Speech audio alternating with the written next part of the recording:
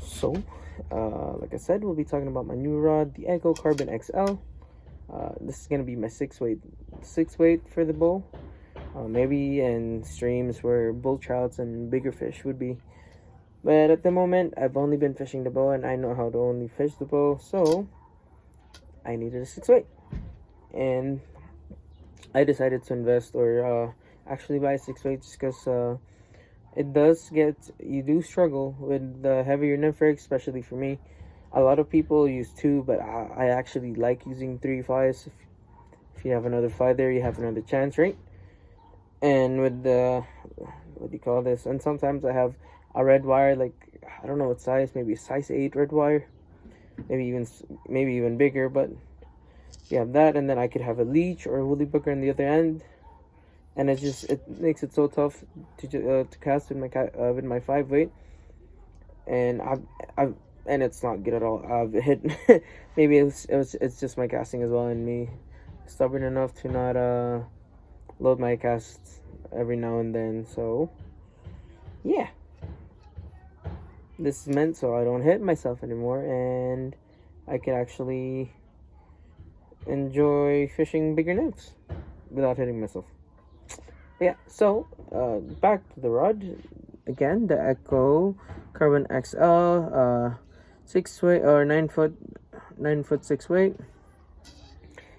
The real estate here, it is, I like it. Personally, I like it. It has a classic look to it, just brown. Even though it's carbon fiber, it looks clean. And the anodized finish, whatever you want to call it, but there's that. I think it looks great. It matches that. Like, come on, guys, it kind of does. I think it does, and it looks great for me. And the cork here, nothing too great, but it'll get the job done.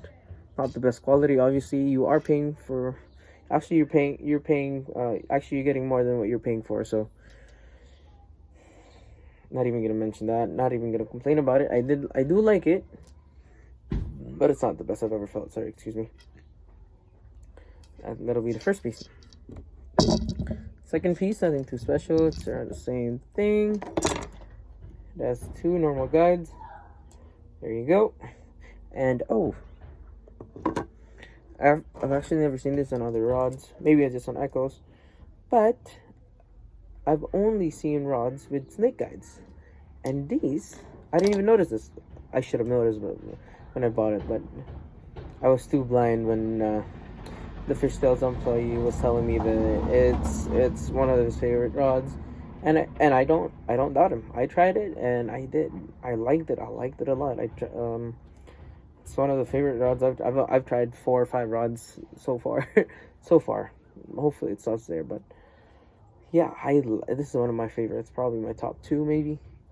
Yeah, probably my top 2 out of all the rods that I've tried so far. This would be my top 2. And like I said, it doesn't have snake guides, as you guys can tell. Just circle, and I don't think there's anything wrong with that. I enjoyed it. Mending wise, nothing wrong with it. I don't know why, but actually, maybe it's just because it's new and all that. But I did enjoy the mending. There was nothing wrong. There was barely any drag, or it was little to no drag at all when I was mending. And yeah, I don't know what else to say really. It's a rod. It's a medium fast action, but I've seen a lot of videos on YouTube and just reading about it. It's actually around medium to faster action. I don't know what that means, but I do feel it though, because I tried the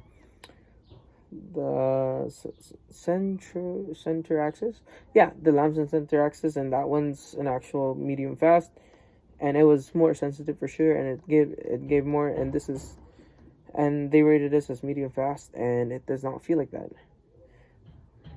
And there's nothing wrong with that, not at all. Like, honestly, I was able to throw heavier nymphs and nymph rig with this without struggling as much as the center axis. Well, not struggle, but like this was for sure the better rod for casting heavier flies. Yeah, that's what I think about that. That's what I have to say about the rod. Like I said, I like it. I don't regret buying it. It's great for the price, and hopefully I get some fish. You guys, I need a fish. Lately, it's been tough with the bow. It's been fished by a lot of anglers.